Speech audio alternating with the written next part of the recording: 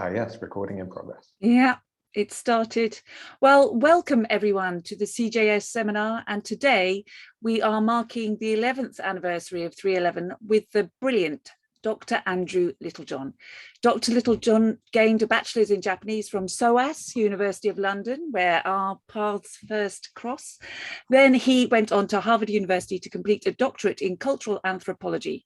And since 2018, he is assistant professor of cultural anthropology and development sociology at Leiden University. Dr. Littlejohn's research examines the question of how to live sustainably in a world damaged by both intensifying hazards and the technologies we develop to mitigate them in the context of Japan's 2011 tsunami and its aftermath. He's going to be talking to us today about this in specific relation to an article he produced for Japan Forum, which features in our most recent issue on the journal website. And I'll stick the link for that in the chat in a minute. Besides this and several other articles, Dr. Littlejohn is also working on a book project after the flood, ecologizing safety in post-tsunami Japan, for which he was recently awarded a Hunt postdoctoral fellowship by the Wenner Gren Foundation for Anthropological Research. Alongside his written work, he draws on techniques from artistic, experimental and ethnographic media production, particularly sound and art and sonic ethnography, to create works evoking the non-discursive dimensions of human life worlds. So I'm not sure we'll have time to touch upon this, but I'd also love to talk to you about this fascinating aspect of your research if we are so able to. But welcome, very big welcome to you, Andrew. Just to say to our audience, after Andrew's presentation, we will be taking questions from you. We'll have hopefully about 20 minutes for a Q&A session. So if you are able to type and listen to his engaging presentation at the same time, if you could just pop a few questions into that Q&A box so that we can commence a discussion immediately afterwards. But anyway, I'm looking forward to listening to your presentation. Thank you, Andrew. Thank you very much, Hannah. And I'd like to also say thank you to Ollie, Olivia, Simon, and everyone else who has made it possible for me to be speaking to you today. And I'd also like to thank all of you for attending. If it's anything over there like it is here in Leiden at the moment, it's bright, beaming sun outside. And if you've chosen to listen to me instead of basking in the outdoors, then thank you very much.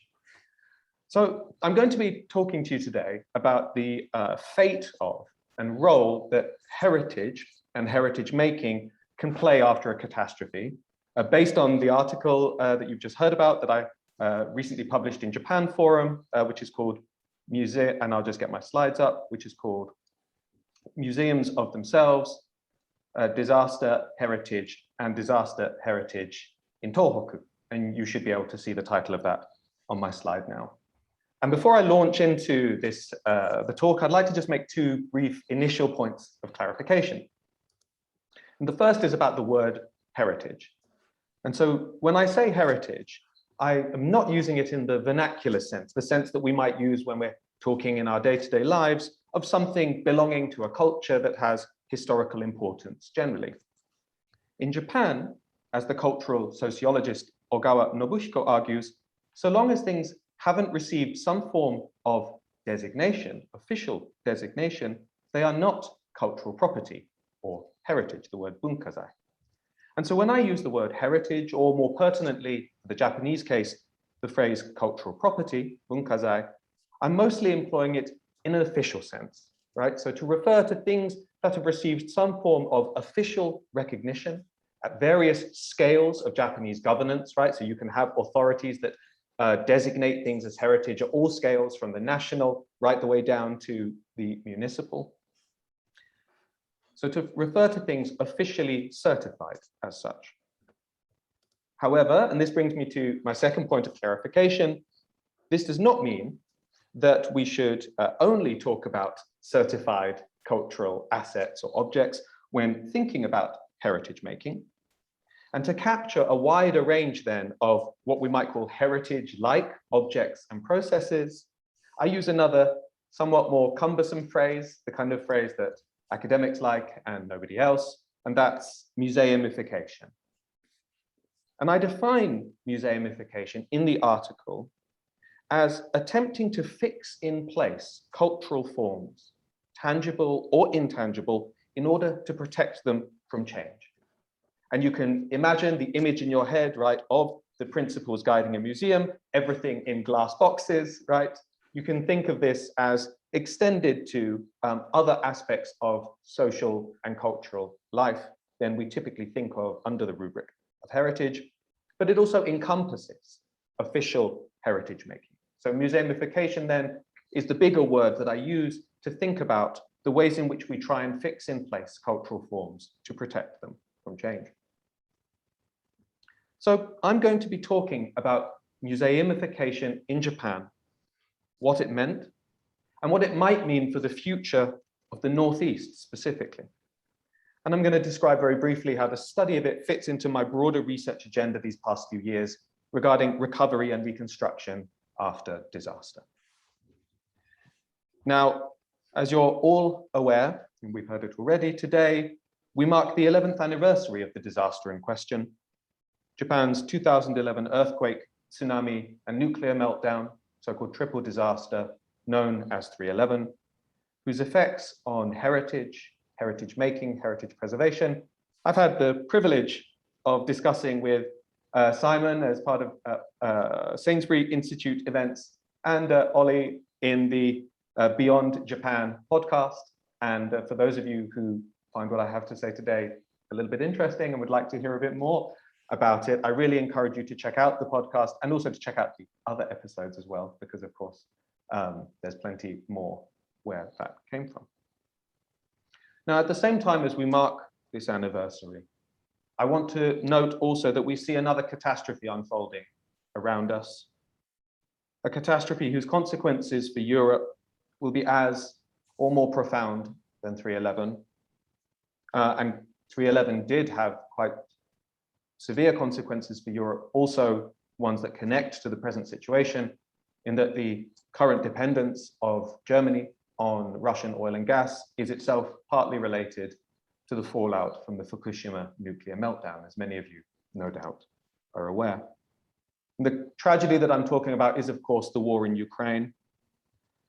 And in the coming months and years, both people seeking refuge from and people who remain in Ukraine will need help, among other things, in preserving and rebuilding their monuments, their culture, their heritage. And although in the later part of this talk, you will see some skepticism on my part regarding the expectations that were placed on heritage and its potential after Japan's 2011 tsunami, cultural products, practices, heritage certainly mattered and will matter in Ukraine.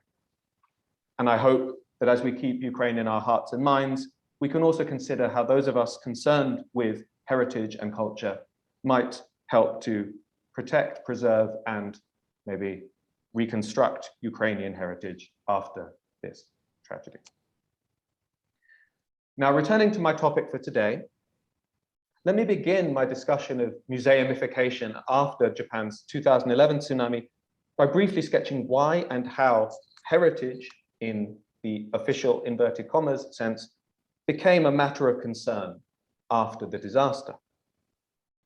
As the photos of shelled buildings that you see here remind us, catastrophic events are devastating materially, and this has never been truer than in March 2011. During the magnitude 9.1 earthquake, which was strong enough to measurably slow the rotation of the Earth, a fact that I think is often forgotten when we talk about this, but is, I find, absolutely astonishing to think about, that it measurably slowed the rotation of the Earth. A few buildings collapsed, but most were saved thanks to Japan's strict building codes. Many more, in many more, windows shattered, stone walls cracked and ceilings buckled. But some 30 minutes later, the real threat arrived, a tsunami which inundated the coastline, taking 22,000 lives and damaging or destroying hundreds of thousands of buildings. Now, following the disaster, of course, the thing that people were most concerned of was loss of life. But in the aftermath, scholars of heritage, and officials responsible for monitoring, preserving, certifying it were also worried about what the tsunami had done to cultural property, or Bunkazai, in northeastern Japan. According to a survey by the Agency for Cultural Affairs, the agency responsible for heritage management, the tsunami damaged 774 designated national properties, most of them buildings, historic sites, and artworks. And it also had profound implications for less tangible cultural practices by destroying performance spaces, implements, costumes, taking the lives of practitioners, and forcing many people who survived to leave the disaster areas. The tsunami also profoundly damaged so-called intangible heritage, such as matsuri and the religious or religiously inflected forms of performance that often characterize them, which we often refer to in the literature as folk performing arts, or minzoku geino.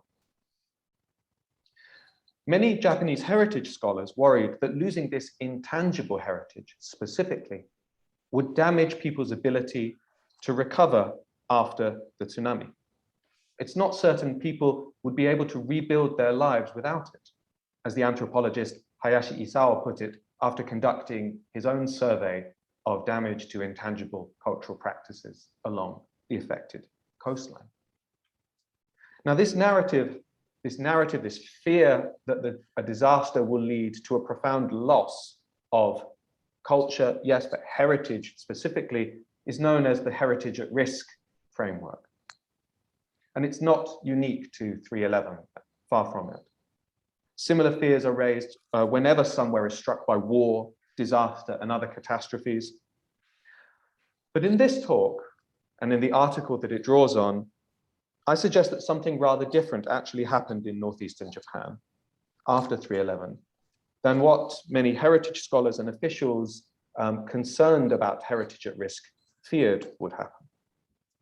Now, while the tsunami undoubtedly wreaked havoc on the cultural fabric of the coastline, destroying important buildings, sites, killing practitioners of cultural practices, etc., I argue that it has accelerated, rather than put the brakes on, what I call the museumification of social and cultural life in the Northeast, leading arguably to an expansion of the ground covered by heritage and heritage regimes, the institutions that certify and manage heritage.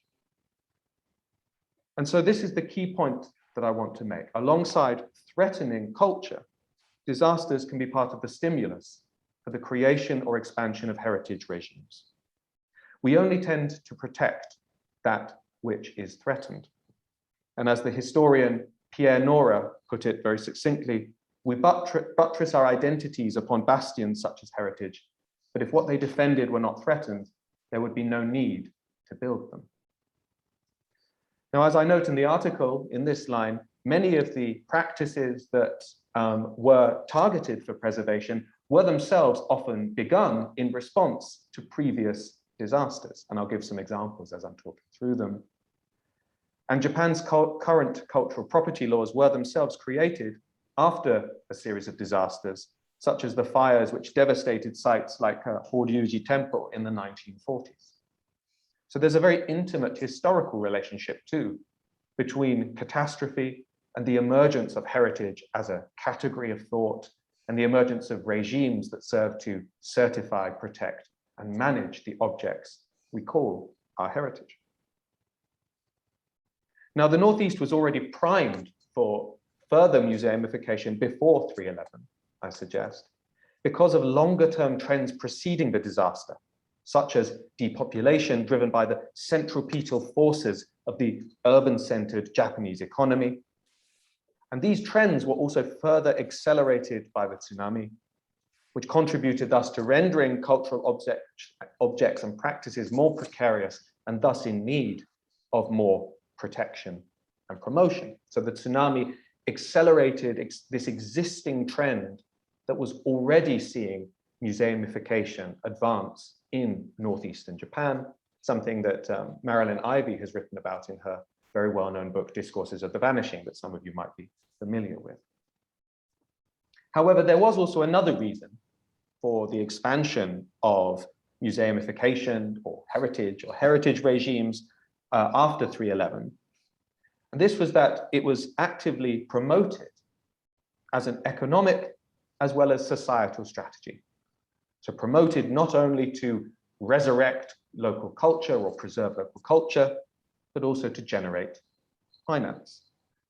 Government officials and some local residents hoped that turning, say, local religious or semi-religious practices, ways of working, and material artifacts into new forms of heritage or heritage-like phenomena would bring tourists and their wallets into towns in drastic need of financial stimulus.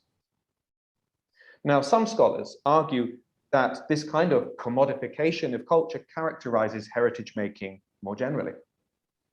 And to paraphrase the theory somewhat glibly, and you'll forgive me, we place things in museums, literally and figuratively, in order to display them not only to ourselves, but also to others.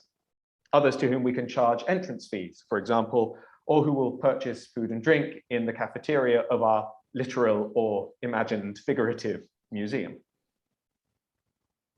And so for this reason, museumification also preceded the tsunami. It's been promoted in northeastern Japan since at least the 1990s, as documented by the anthropologist Bridget Love.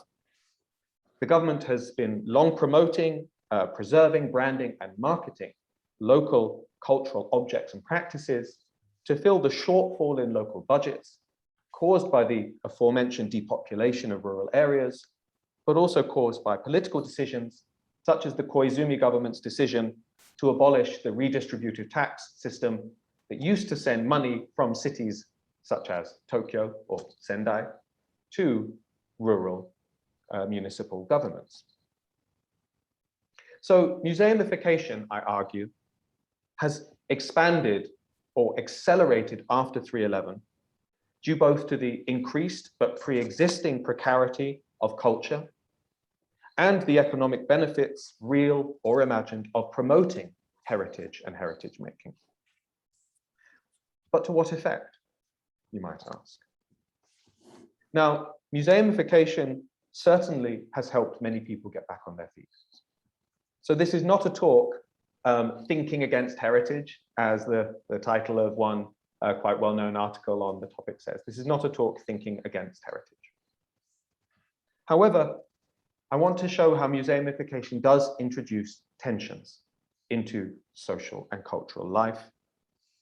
And furthermore, I will argue that the same forces that drive museumification, forces that preceded the tsunami but were intensified by its effects, are also those rendering places like northeastern Japan precarious.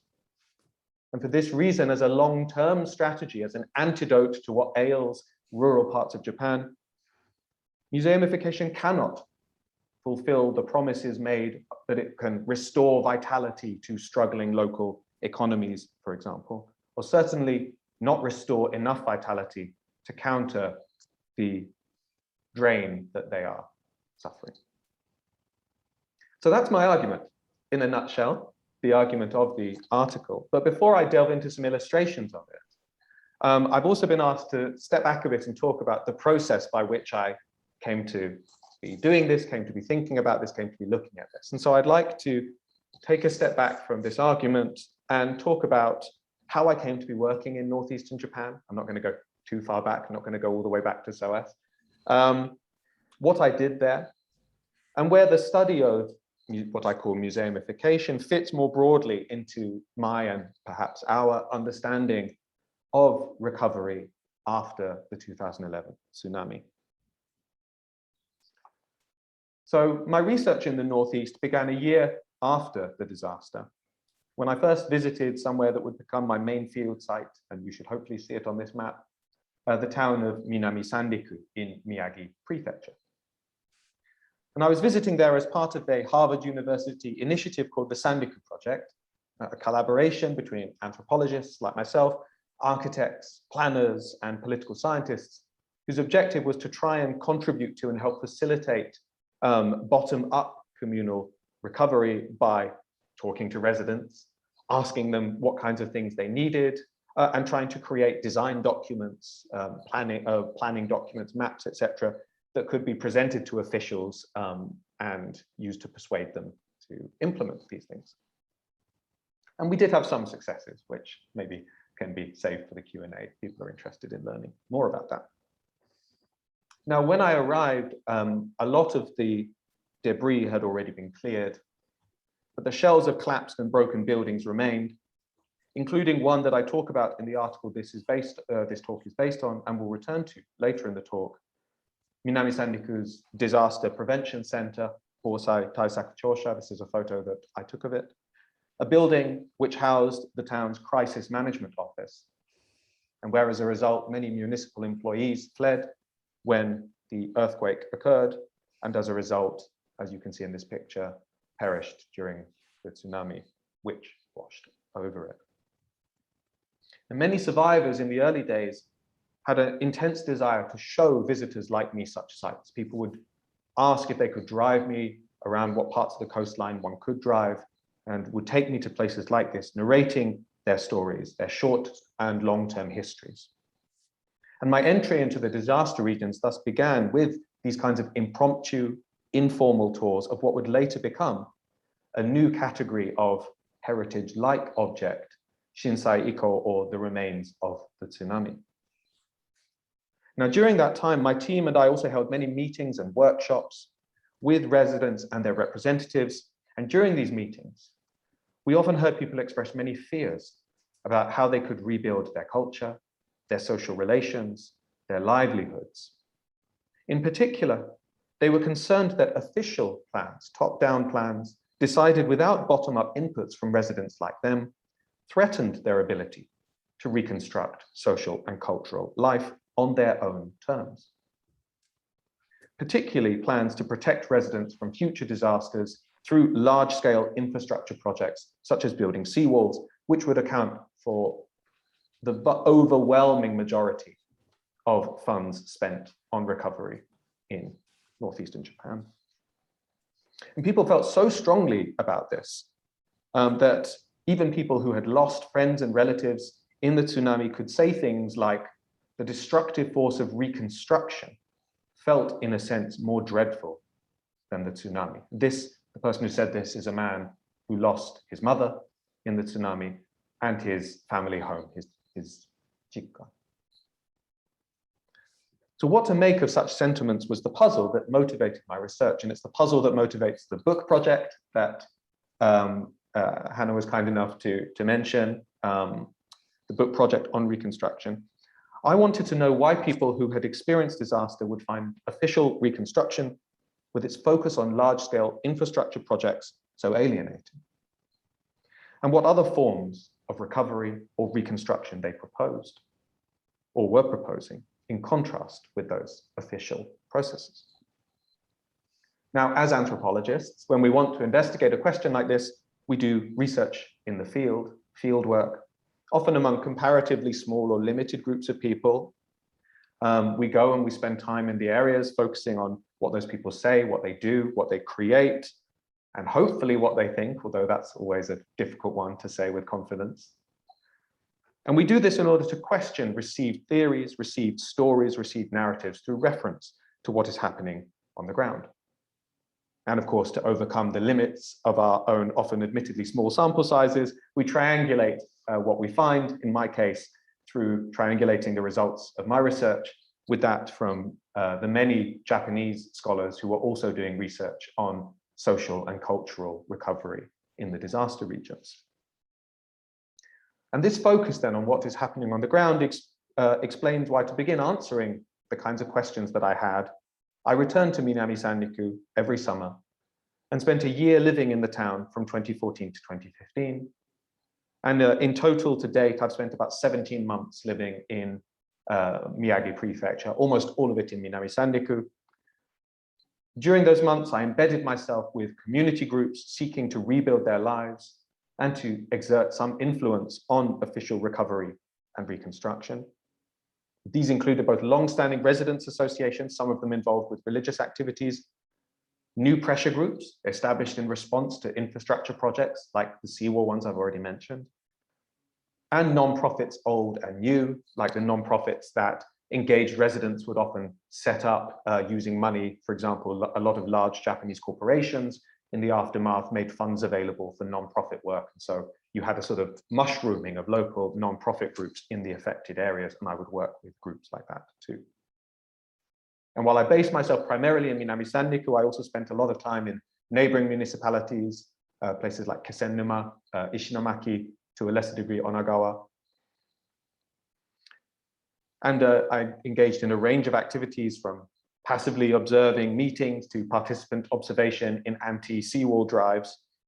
And given that I was interested very strongly in cultural recovery, I also spent a lot of time observing and occasionally participating in activities such as matsuri and folk performing arts, minzoku geino.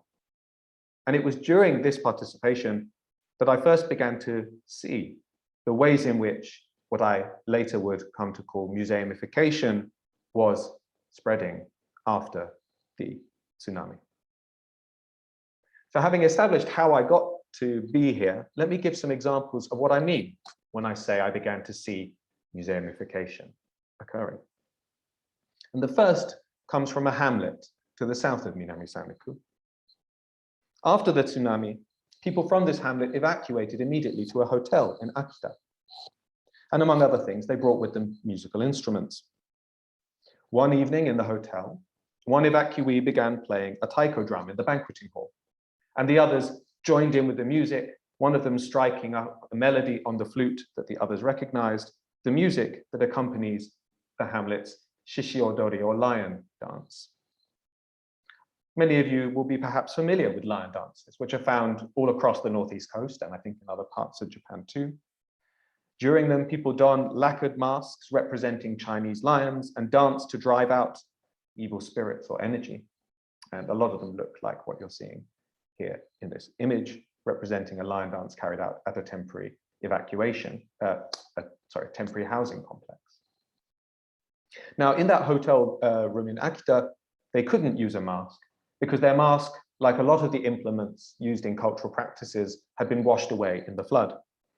And so instead, evacuees took cushions and slippers. If you imagine using cushions for the mouth, slippers for the mouth and cushions for the head, put together a makeshift mask and danced the lion dance around the hall. Now, you find many stories like this across the disaster region, stories of people immediately trying to resume activities like this. And a few of these activities were officially certified as cultural assets, as bunkazai by levels of government, but the overwhelming majority were not, and thus were not within the purview of official heritage regimes. Communities like the one I mentioned, like the one I've been talking about, did not necessarily consider them as heritage within the terms of the discourse prevalent in Japanese society. As the folklorist Kodani Ryusuke, who's done research in this same area, writes, they considered them matters of course, touzen na mono, part of the ordinary ebb and flow of communal life, never certified as cultural property, and thus open to change historically, among other things. Now, resuming these practices mattered to people immensely, as you see in this story that I've told. But having lost their costumes and their implements, they needed funding to replace those lost things. The ones that were certified officially could apply for funding from the government, but the overwhelming majority were not certified, and thus, in normal times, could not. And it was after the tsunami, however, that this began to change. Due to the aforementioned fear among heritage scholars that losing culture would imperil recovery, and the desire to promote that culture as part of the economic revitalization of hamlets like the one I've been talking about.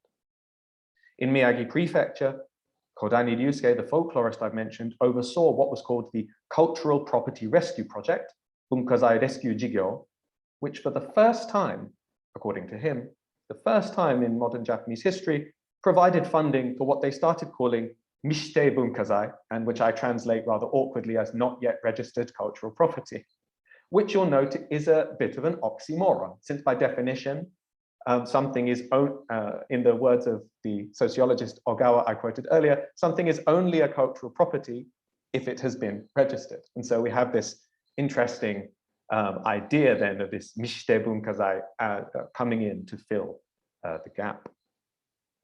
In Miyagi Prefecture alone, 29 not yet registered practices received funding from the Bunkazai Rescue Jigyo and other related activities that were happening at the same time, giving them funds to rebuild, to buy new costumes, new implements, to rebuild venues, etc. And since then, these same activities have often been incorporated into official inventories of local heritage and are being increasingly marketed as such to tourists on municipal government websites and through the programs run by local tourist agencies hired by them. And this is a process that Kodani Ryusuke, who I've already mentioned a couple of times, calls the cultural propertization, or bunkazaika, again, another awkward phrase, I'm afraid, the bunkazaika of custom in the affected areas. Practices that once were only performed at shrines deep in the forests carpeting the inland hills of Tohoku would now appear on stage during summer markets and tourist-oriented festivals with commentary and microphones provided for people who don't understand what's going on, perhaps because they've driven for the day from another part of the country or have even come all the way from Tokyo.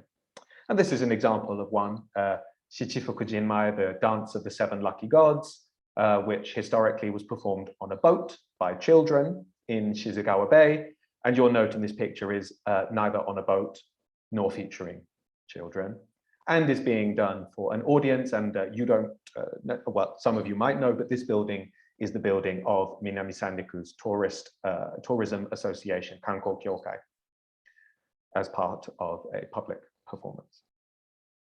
This is one example of what I mean when I'm talking about museumification, an example that still hews close to what we typically think about in the terms of heritage, in that the custom that is being transformed here into bunkazai resembles existing examples of certified cultural practices. Some lion dances are seen as national heritage, most are not, but if you bring more into the fold, you're still working with a logic of resemblance. But there are other examples which concern less religious or semi-religious activities than, for example, local industry. And let me give an example again from my fieldwork. One afternoon, in another hamlet to the south of Minami Sanriku, I boarded a local fishing boat and we set out into the bay. And those of you who've seen the bays will have the image in mind of the water crisscrossed with buoys beneath which hang scallops, seaweeds, and the other forms of aquatic life that people cultivate in these areas. We arrived at one marked with the seal of our guide, and after catching a line beneath, he hauled from the water a wall of seaweed, parts of which we would later cut off and take back and have wakame shabu shabu on land, which was very nice. This is one little story of something that's been happening in a lot of places post 311, aquaculture experiences, as they're called, or yoshoku taiken, where fishermen and women around the coast offer people the chance to experience a day in the life of a fisherman or similar kinds of programs. Often with the help of non-profits focused on cultural revitalization, promoting such activities, like a non-profit in Tsunami called Bababa no Ba, which is, yeah, again, a mouthful to say, but which promotes these kinds of, has been promoting these kinds of activities since its establishment after the disaster. And today you can do aquaculture experiences all around Tohoku, in towns including Minami Sanriku, Kesennuma, Ishinomaki, Onagawa, Rikuzen Takata. If it's a town affected by the tsunami, you can do your shoku taiken there. Such efforts participate in an ongoing incorporation of primary industries, things that historically were not part of the tourist experience in these areas, into the storied landscapes marketed to tourists. Even the language used to describe them reflects and resembles that of heritage programs, with one tourism association describing their fishing experiences as an opportunity to witness, and I quote, a traditional culture handed down from the past in an area where we have lived with the sea since ancient times. And you'll notice the resonance in this, of the kind of language of heritage. In such cases, the increasingly precarious labor of fisher people around the coastline becomes reconstituted as an exhibit of itself, oriented towards tourists coming to visit from outside. And it's in that exhibition that value also lies. So this is my second example of what I mean when I'm talking about museumification. And when I talk about the museumification of things like labor, I'm not only talking about fishing experiences. It's one illustration of a broader pattern where things like this are being incorporated into the storied landscapes of the region, marketed also to tourists. Now, in addition to things like folk performing arts or the fishing industry, I want to give a third and final example from the different ones I offer in the article of how museumification has happened post-tsunami, this time an example of something quite tangible, and around which new kinds of regimes have been built that closely resemble those that exist to certify and manage official heritage. I have already provided one example of it, an example I'll return to, Minami Sandiku's Disaster Prevention Center. Here is another photograph that I took of it in 2014. And I'm talking here about what are called shinsai iko, or the remains of the tsunami, objects, buildings that bear traces of the tsunami and have been preserved as such and normally in situ. Alongside this building, other examples include former school buildings, a toppled police box, Koban, the platform of a now defunct railway station, and in Iwate Prefecture, parts of a seawall that was destroyed when the tsunami overflowed it. And these sites, which were often sites of death, became the center of attention, often through early acts of spontaneous remembrance. You can imagine that in the days following the tsunami, someone might approach such a building, leave flowers, or perhaps put a small altar in front of it, where later on other people would come to offer prayers, and through repetition, the site would gain a kind of status. Now, as with other kinds of heritage in the more official sense, deliberative bodies were set up to decide which of these sites were important and should be preserved, and what criteria could do so. Analogous to the bodies that develop criteria for and select what should become certified cultural properties. And later, committees and institutions were set up to further decide how these sites should be managed, preserved, networked with other institutions, such as literal museums. In other words, a full bureaucratic apparatus has emerged to keep these indispensable links in the developmental chain of northeastern history present in the consciousness of future generations, an apparatus resembling official heritage institutions. Of course, as with my other examples, economic reasons also played a role, however, alongside the necessity of remembrance. One member of Miyagi Prefecture's expert committee set up to develop the criteria that would decide which buildings to preserve, put it quite succinctly. People from the disaster regions don't want to see Shinsai Iko, he wrote, because they bring painful memories. But people from outside want to learn about the disaster, so they come and look. And if we preserve them, we can make them engines of economic revitalization. We see this most clearly and perhaps most grotesquely in things like the line of beer bottles, of beers that were produced in Minami Sandiku, branded with the image of the Disaster Prevention Center. The picture is not a very good one, so I hope you are able to see that above the words pale ale is a drawing of the ruined building, where I should remind you, almost 50 people died. And it won't surprise you to know that relatives of those people who died were outraged at this act. So if we put these three examples together, we begin to see three ways in which, contrary to the notion that there's been a shrinkage maybe in the ground covered by heritage, Museumification has also spread after the 2011 tsunami. The first example being the transformation of custom into not yet registered heritage. The second, the experientialization of declining primary industries like fishing industry, but also agriculture. And the creation of new categories of physical objects like the remains of the tsunami or shinsai iko. And when we consider, for instance, that of the 774 buildings that were affected by the tsunami, official certified heritage buildings, only 8 were irreparably damaged, and that most certified intangible cultural practices continue to be practiced, we might conclude that in Tohoku, a net loss of heritage has not necessarily come to pass. This does not mean, I want to be clear, that fear of loss of culture was unjustified. There has undoubtedly been an enormous loss in the cultural sphere. I've already mentioned the loss of the lives of practitioners of things that were not certified as heritage, but are certainly part of the warp and weft of culture.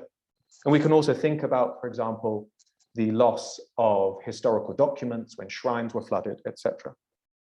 So my point is not that people have not lost something, they've lost many things. But that when we come to things thinking about heritage or museumification as a process, the territory it claims as its own has expanded. And such expansion remakes the ground that it covers, with places becoming one object and practice at a time, part of a museum of themselves, to come back to the title of my article. So in conclusion, wrapping this up, I'm slightly longer than I was meaning to be speaking, how should we evaluate this? It's clear that in the short term, as I said before, museumification has helped recovery. It's provided funds for groups to buy new costumes, buy new implements. For example, new lion masks, to go back to the story I began with, and tourists have come to visit the sites in question. But it's also introduced new tensions. Towns like Minami Sanriku face the problem of how to balance improving or maintaining survivors' well-being with stimulating inflows of people and capital. A problem mirrored in the tension between erecting museum pieces for ourselves and alienating them from us as commodities to be presented to others. To give one example, you might think of the beer bottle bearing the label of the Disaster Prevention Center as an example. But there are other examples of the tensions where, for example, the fact that the things preserved as not yet registered heritage must look like existing ones, right, means that many practices that don't look like them were unable to benefit from the funding provided. I don't know if any of you are familiar with things like yosakoi, the dancing, the kind of art, I guess you'd call it. But in many ways, it's more popular with young people in the disaster regions than many of the rituals that were preserved. But yosakoi practitioners could get no funding because their practices did not significantly resemble those that institutions thought looked like proper heritage and thus worthy of being funded as not yet registered heritage. So museumification introduces tensions between, as well as possibilities, tensions between those who think that it is wrong for a ritual to be performed on stage for tourists, or who find it uncomfortable that something that was once exclusively performed at a shrine for the benefit of the deities is now done at a market for the benefit of those coming from outside. This is another of the tensions that it introduces. But we can also be more skeptical about the longer term benefits of museifying culture. And this is because museumification is not an antidote to, but is itself partly driven by the broader structural trends that are weakening northeastern Japan's society and economy. As Marilyn Ivy famously described in Discourses of the Vanishing, the rise of concern for cultural heritage in Japan came hand in hand with the modernization leading people to leave for the cities and the practices that would later be called heritage to begin disappearing. And we see much the same thing happening in the Northeast post 3/11. Museumification was happening before the tsunami as population outflow left the viability of local rituals and other cultural phenomena precarious, leading schools, agencies, officials, scholars, agencies, officials to step in and try to protect them. The tsunami did not break with, but accelerated such economic and social decline. And when we consider the ability of museumification to reverse it, we should heed the words of a young man I met who asked, how can we build tourist programs around the fishing industry when the number of boats is shrinking year on year, falling due to young people departing for the cities, leaving fishing families without successors. Ultimately, no initiatives of local branding or heritage renewal seem adequate to overcome the Northeast's demographic and economic decline that are the legacy of its ongoing uneven development vis-a-vis the urban centers, whose residents are the imagined consumers of heritage, and whose officials are the ones promoting branding and marketing local culture in lieu of things like fiscal transfers or economic decentralization that might actually help to reverse the region's social and economic woes. And in conclusion, museifying things like folk performing arts, minzokugeno, may help people to recover in the short term, but in the long run, place too much weight on them. And we risk a situation where there are many preserved arts, many geno, but far fewer folk left. And on that happy note, thank you very much. Thank you very much, Andrew, for that fascinating presentation. I really enjoyed sort of looking at as well, joy is probably deeply the wrong word, but having read your article recently, it just sort of was so much more illuminated by the wonderful photographs that you took that really captured the essence that was going on when you were conducting the field work. I sort of wanted to ask you, just to kick off, a few questions, actually. Sure. One, I wanted to throw back to your question that you suggested in the presentation of what successes did you and the team from Harvard have in terms of shaping government or local government policy. And one other thing that was sort of striking me as you were talking was, you know, a lot has changed very, very recently, of course. Yes. And two significant things that I could think of is, you know, the pandemic, and of course here in the UK, that's resulted in, you know, sort of a backward migration of people out to the provinces. And has the same thing occurred? You mentioned in your article and also in your presentation about the fact that volunteers who went out to Tohoku ended up staying. And I wondered whether that trend had sort of remained or, you know, increased even with the pandemic and the ability to work from home. But also, you know, with regards to things like sort of aqua tourism and fishing in the region, has this been threatened anymore by decisions that the government is threatening to make vis-a-vis the radioactive water that they're thinking of releasing into the seas? Yeah. No, that's a great question. If I just start with the first one about successes. So one of the big things, and I didn't talk about it so much in this talk because I wanted to focus on the article in question and the work on heritage, but one of the big focuses of my book project is the so-called seawall controversy, or Bochote Mondai. And one of the areas in which we had successes with Harvard is there has been really very little work particularly from the center, from the Japanese government, looking at local opinion on things like the seawall plans. And you know, we don't have to be particularly conspiratorial to ask why. You don't tend to not ask questions, you know, the answers to which would threaten things you've already decided. So one of the things that we did as a team was we started taking what we knew were the government plans for the area and creating, and we did this at the behest, I should say, of community leaders, so leaders of groups such as you have, you know, subdivisions within municipalities called Gyoseku, obviously, and you have a kucho, right, who represents the people who live there to the town. And so, you know, kucho would come to us and say, we'd like you to help us with this, and we would.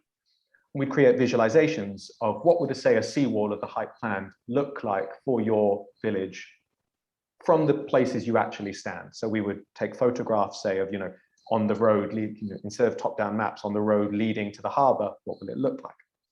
And then we would survey the opinions of residents on those, surveying them, which often led to, which often acted as a kind of galvanizing force, because when people saw what it would look like, it stimulated intense local opposition. And then we would gather the results of that into forms that can be easily presented to officials, and we would help develop counter plans. So what would be alternative things like moving a seawall to a different area, lowering it, things like that. And we were successful in some cases at having seawall plans changed. Not a lot, and not in a large enough number. If there had been many more of our groups there for many longer, we might have been able to do more. But I'm still proud of the fact that there are places today in Minami Sanriku that do not have a seawall as a result of the activities of our team. Right. So that's one example of a success. There were other, I should also note that there were other things that were not so successful and plenty of mistakes and missteps on our part as well. But that's an example of a success. To go to your question about population, depopulation, one of the things that made it very difficult and has often made it very difficult in these regions is the lack of housing. So even though there were a lot of volunteers who went to these areas after the tsunami and wanted to stay, lots of them were unable to stay for the simple reason that there was nowhere that they could live in the longer term. Housing, of course, was destroyed. And what new housing areas were being reconstructed were by and large reconstructed for people who intended to remain or relocate within the areas. So you had apartments being built inland, and the number of those apartments would typically be calibrated based on the number of people who in surveys said they were willing to stay. And so you didn't end up with a lot of excess stock, if you like, available for people to find housing who were not originally from those areas. And I think this remains a problem. Some areas have tried to make empty flats in those housing complexes available to people now who were not originally from the area, but that's been very politically contentious. Partly because you say, okay, well, this funding, the money with which these flats were built was with recovery money. Should we make that available for other people? And of course, you might say, well, if the apartments are sitting empty, is that a good use of recovery money? But you understand why there can be these quite contentious debates. And so the long and short of it is, it's hard for people to move to Tohoku.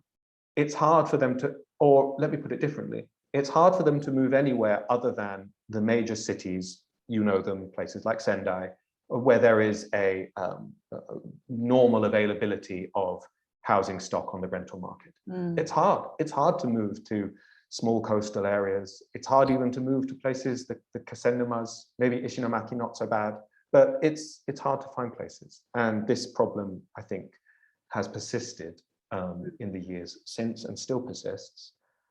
You mentioned the problem of radioactive releases. This, of course, is absolutely terrifying to fishermen and women along the coastline, who, of course, very much fear both the potential material effects of what radioactive release might do and the reputational effects, because it is still very much the case that a lot of people make a living from selling either aquacultural products or fishing products, either to more regional markets. So if you're a fisher person in Minami Sanriku, you probably send your products within Miyagi Prefecture for the most part, but some of it also down to Tokyo. And you can easily see how both the material and or reputational impact of that is very threatening to an area so dependent on the fishing industry. So I should leave. It must be. Yes. Sorry, I'd love to hear you talk more about that. But just so we can move on to the Q&A questions before the time is up, and it's amazing how quickly it has already gone. But so first off, we have a question from Erika Cano Garcia, who says, do the non-profits in Japan allow foreigners to work for them? I want to help preserve cultural practices and make it more accessible to tourists. Yeah, that's a good question, Erica. I would say there's two problems that I'm going to say in response to it. One, it is certainly the case that many of the nonprofits that appeared in these regions after the tsunami would have welcomed foreign volunteers if they could speak Japanese, that being the big caveat, because it won't surprise you to learn that in kind of more remote rural areas, people don't tend to speak English or other languages so much. However, the trouble is that, so the bulk of recovery funding lasted only for a decade. And in some cases, recovery programs actually lasted less. And most nonprofits that appeared in the disaster regions, including ones concerned with heritage, most but not all, were dependent, the ones that appeared after the disaster were largely dependent for their funding on that recovery money, which has since dried up. And as a result, a lot of them have closed down. Now, are there other heritage focused institutions and nonprofits in Japan that would welcome non-Japanese people? I'm sure there are. Again, with the caveat of obviously one would be working in Japanese. Yeah, the ones that were doing the hands-on, on-the-ground work in the coastline, a lot of those organizations have either closed down or some of them are still going. Some of them are still going, but financing them is difficult. Fantastic. Thank you so much for that answer, Andrew. So we have another question from Motoyoshi Yamaho, who says, what are your thoughts on the digitization of museumification for long-term preservation? Oh, that's a great question. Thank you so much. It's a very interesting thing because it is, of course, you know, one might think that forms of digital preservation might, in a sense, freeze cultural practices, right? That might make them, that if you say digitize a folk performing art, a dance along the coastline, that makes it somehow static in time. But it's not necessarily the case, because when you create a digital record of something like that, you create a resource that people in the areas can themselves then use to construct, if you like new traditions, building on the old ones. And we've seen this in Minami Sanriku, where folk performing arts that had not been performed for some years, but of which there were records of the kind that you're talking about, were then resurrected in new forms. And I've actually shown one of those in this one, where they could take, say, documentation on how the practice was done, but adapt it to a new context, adapt it to, in this case, adults rather than children. So I think that it has a great deal of potential, but it depends very much on a sort of how it's used depends on who you see ultimately as the owners of the practice, right? So in this case, even though there was digital documentation, it's very much everyone knows that the people who own this practice are the people who live in the areas where it was done. And so there's a clear sense that they're the ones who have control over it. Now, what happens to the politics of ownership when you have older forms of heritage, certified forms of heritage, nationally recognized forms that then have digital records? I'm not sure, but I think that's where it gets more complicated. But it's a great question. And I think digitization has great potential, not only for preserving, but for creating an archive of things people can use creatively moving forward. So thank you very much, Moto. Fantastic. Thank you so much for that, Andrew. So Alice Marks asks, if it is not too personal a question to ask, I wondered what the reaction of local people in Minami Sanriku was to foreign academics coming in to aid study disaster recovery efforts. Yeah, it was definitely, I was unusual, but it's a very strange thing to say, but I've never found myself being seen as less unusual than in, I find that people tend to see me as more unusual in cities than in rural areas, and I don't really have an explanation for that. But I can tell you that I get far less of the questions that I get in cities, in rural areas, and that most people I meet were, certainly if you're asking more about the politics of what it means to come in from outside and study, I would say that for the large part, the people I worked with were very happy to have me there.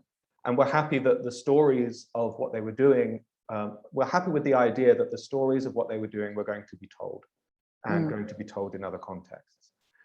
This doesn't mean that researchers didn't do bad things. And one of the things that I was very careful of was to try and ensure that I was always a positive presence. So I did a lot of volunteering with, I did a lot of work in rice fields and various other things to just be a sort of a positive body of labor, if you like, in the area. And I worked directly and closely with a lot of the organizations that I've been talking about. So it's definitely a difficult question, but I would say that from the point of view of what it means to be a researcher, there were certainly a lot of people who did damage in the way they approached it, and I was aware of that, and I tried to be a different kind of presence.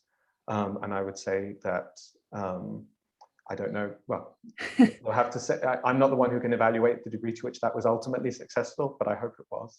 And certainly I found people far less surprised to see me by a fishing port at 4 a.m. in the morning than I would have expected, and certainly than I received in other contexts. So I hope that that provides something of an answer to your question. Fantastic, thank you so much. And if we can just squeeze one last question in, I'd be really grateful. We're sort of just tweaking over time, but are you okay to stay with us for that last question? Thank you so much, Andrew. So Natsue Hayward is saying, thank you very much for your interesting talk. Would you anticipate not yet registered cultural property to be registered officially one day, as they form a new form of cultural property, or the definition of cultural property must always be traditional, authentic, original from pre-modern time? That's a really great question. Thank you so much. I think that it's a very interesting one, because of course there are different levels of governance, and at all of them you can register cultural properties. So you can have, of course, national, prefectural, municipal, and I would expect that some of the ones that were Mishite Bunkazai will at some point become probably municipal Bunkazai, that will probably receive some form of official designation at that level. That certainly seems possible. It's also possible that the way in which people think about Bunkazai is changing, that we see more of a category that, as I said, I quoted the sociologist saying that so long as things haven't received some sort of designation, shite, they are not cultural property. I think we might see a sort of weakening of that in a way in which Bunkazai becomes a term a bit more like heritage in English, that has that sort of more vernacular meaning where we apply it more widely to different things. But as for whether there will be new categories of what we might call heritage or assets, there is already some. Shinsai Iko, which I talked about, is a new category. It's a phrasing that doesn't have a long history, surprisingly, and which is now being applied in other areas. So after the Kumamoto earthquake, for example, there has been Shinsai Iko preservation. So it's then become a category that is being applied in other disaster contexts, right? So it's now its own thing. But as for many of the other sort of intangible practices, like I was talking about Yosakoi and the way that that struggles to get money despite having many more practitioners in these areas, I don't know, is the honest answer. It's very difficult to say at what point Yosakoi too will achieve a kind of heritage status. But I would say that at the moment in Japan, the notion of heritage is still very dominated by a particular vision of what heritage should look like, that is still, as you say, the quote-unquote traditional. And it's not clear to me yet that that's changing, that we're yet seeing sort of modern monuments or things like that. But I don't know, it might change in the future. And as I said, certainly one example of change is Shinsai Iko, which are by definition modern structures, since concrete buildings and other things sufficient to withstand disasters and remain as monuments are exclusively from the modern period. So this is maybe the first. Thank you so much for that wonderful answer, Andrew. And thank you so much for all of your excellent questions to our audience. And thank you for listening. Yeah, it's been a very, very insightful session with you, Andrew. I feel like I could ask you so much more. I feel we've barely sort of touched the surface of all there is to say about this, and no doubt we'll be discussing this for a long time. But anyway, I wish you a very good afternoon and hope to speak to you soon. Thanks again for coming. And thank you very much to all of you for coming and for your questions. And those of you who would like to follow up on this, you'll see my email on the screen, and the article this talk is based from is out now in Japan Forum. So check out Japan Forum. Indeed. Thanks very much, Andrew. Okay, bye-bye. Thank you.